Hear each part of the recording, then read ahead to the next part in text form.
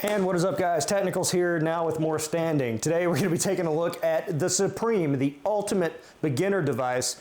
Bitcoin's 100 bands, and you're just sitting on the sidelines. What are you doing, man? I'm going to be taking a look today at the best device for beginners, noobs, that they can put in their house that's not going to cause a lot of noise, well, it is going to cause heat, and that's what you want this time of year, and it's easy to set up so you can get your slice of the pie.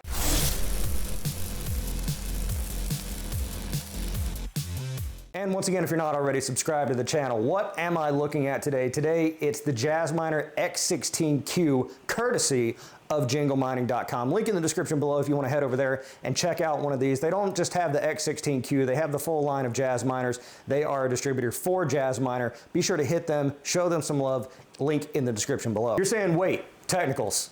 These things are loud, they put out a lot of heat, they pull in a ton of power. I don't have the infrastructure for that kind of thing.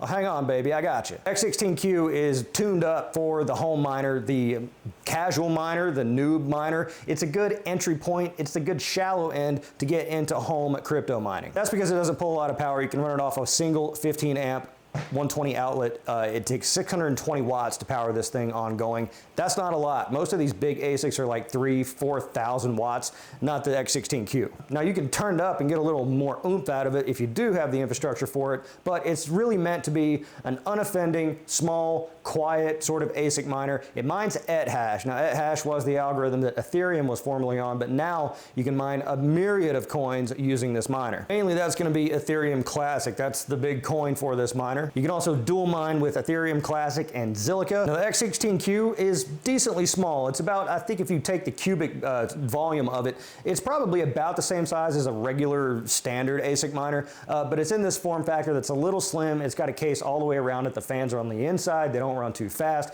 You can tuck this thing in a corner, provided you have adequate airflow, and it's going to be running. You're not even going to know it's there. It also has Wi-Fi, which most ASIC miners can't say they have. Now to me, that's kind of a cool feature of the X16Q, is because there are so many coins on ethash, then you're going to be able to kind of decide what, choose your destiny, so to speak. You can mine Ethereum Classic and Zilliqa, or you can make some speculative plays, some speculative mines on some of these smaller coins like Octaspace. Let me look. Zephyr, we got Ethereum POW, and Bitnet, and the list goes on. There are always new coins kind of popping up and down with these types of ASICs. So if you want to sort of roll the dice on some of those smaller coins, you have the ability to do that. So right now, the most profitable thing at this current moment right now to mine with the X16Q is Ethereum Classic, and it's yielding at my power rate a profit of about $3.25 per day. My power rate's a little under the national average. I get about 7.6 cents per kilowatt hour power rate, and so that yields me about that $3.25 per day. At the current price of the miner, that gives me a payoff time of about 492 days. So that's kind of in line with how long this miner's been out,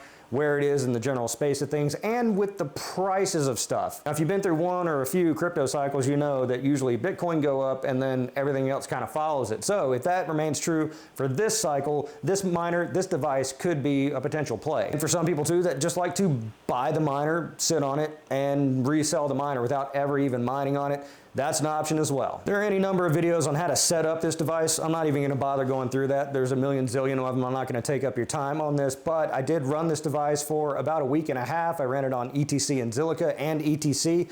Always getting the advertised hash rate that I said I was going to get within margin. It kind of goes and wobbles ups and down, and that's just the nature of any ASIC device. But overall, it's a proven name, it's a proven company. Jingle Mining's been around. Jingle Mining partners with lots of tubers, and so they've been around. They're very forthcoming with information and things like that. So check them out via the link in the description below if you want to buy one of these X16Qs, and let me know in the comments below if you're mining with an X16Q, if you like using ASIC devices to heat your home during the winter months, or if you think that the price of ETC and Zilliqa is going to go up, if this would be a good play if you haven't bought one already. Be sure to like the video because it's the nice thing to do, and subscribe for more content like this. I'm The Technicals. See you next time.